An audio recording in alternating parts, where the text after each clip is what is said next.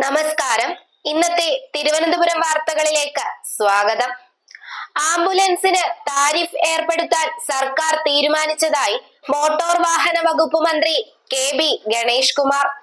Ventilator സൗകര്യമുള്ള air conditioned ആംബുലൻസിന് minimum charge 10 kilometre വരെ 2500 രൂപയും പിന്നീട് വരുന്ന ഓരോ കിലോമീറ്ററിനും അധിക ചാർജായി 50 രൂപയും, വെന്റിലേറ്റർ ഇല്ലാത്ത ഓക്സിജൻ സൗകര്യമുള്ള സാധാരണ എയർ കണ്ടീഷൻഡ് ആംബുലൻസിന് മിനിമം ചാർജ് 1500 രൂപയും അധിക കിലോമീറ്ററിന് 40 രൂപയും, വെയിറ്റിംഗ് ചാർജ് ആദ്യ മണിക്കൂറിന് ശേഷം ഓരോ മണിക്കൂറിനും 200 രൂപയും വീതം ആയിരിക്കും.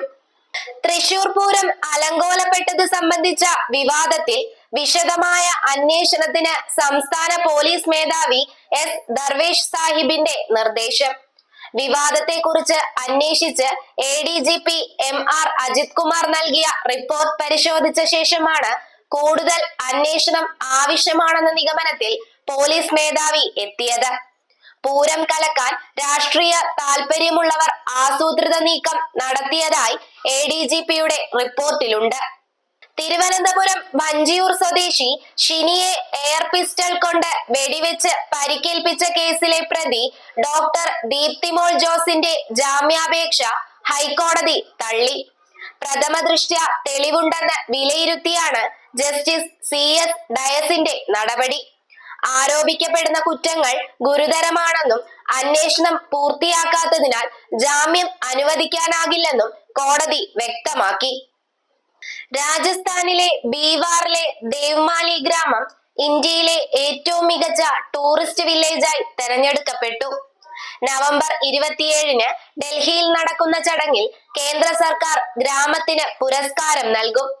ഈ ഗ്രാമത്തിൽ ആരും മാംസം, മത്സ്യം, മദ്യം എന്നിവ കഴിക്കാറില്ല. കൂടാതെ വേപ്പിൻ മരം കത്തിക്കുന്നതും മണ്ണെണ്ണ ഉപയോഗിക്കുന്നതും ഇവിടെ നിരോധിച്ചതാണ്.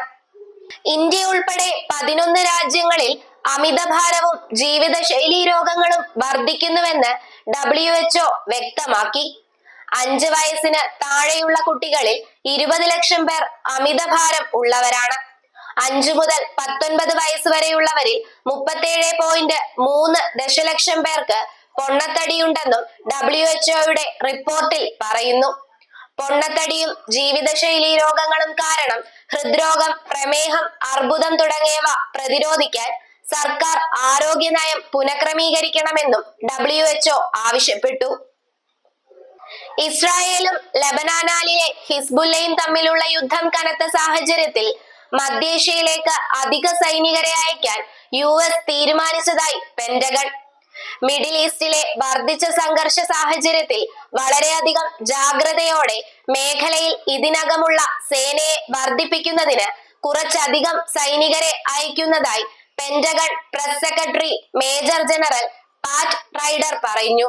2 ദിവസത്തിനകം കുടിശ്ശിക അടച്ചു തീർക്കാത്ത പക്ഷം KSRTCക്കുള്ള ഇന്ധന വിതരണം നിലയ്ക്കുമെന്ന് മുന്നറിയിപ്പ് നൽകി ഇന്ത്യൻ ഓയിൽ കോർപ്പറേഷൻ.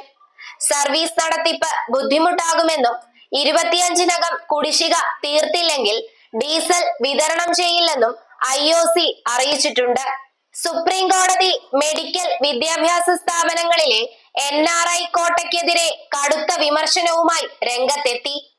മെഡിക്കൽ വിദ്യാഭ്യാസ സ്ഥാപനങ്ങളിലെ NRI കോട്ട തട്ടിപ്പാണെന്നും ഇത് അവസാനിപ്പിക്കേണ്ടത് ആണെന്നും കോടതി അറിയിച്ചു. ചീഫ് ജസ്റ്റിസ് അധ്യക്ഷനായ ബെഞ്ചിന്റേതാണ് പരാമർശം. 3 ദിവസത്തെ അമേരിക്കൻ സന്ദർശനത്തിനു ശേഷം പ്രധാനമന്ത്രി നരേന്ദ്രമോദി ഇന്ന് ഡൽഹിയിലേക്ക് മടങ്ങി. ഇന്ത്യയിലേക്ക് മടങ്ങുന്നതിനു മുൻപായി Ukraine president Vladimir Zelensky, Armenian പ്രധാനമന്ത്രി നിക്കോൾ പഷിനിയൻ എന്നിവരുമായി മോദി ഉഭയകക്ഷി ചർച്ചകൾ നടത്തി.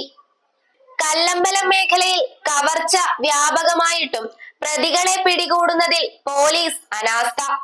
നിരവധി മോഷണങ്ങളിൽ CCTV ദൃശ്യങ്ങൾ ലഭിച്ചിട്ടും പ്രതികളെ കണ്ടെത്താനായിട്ടില്ല.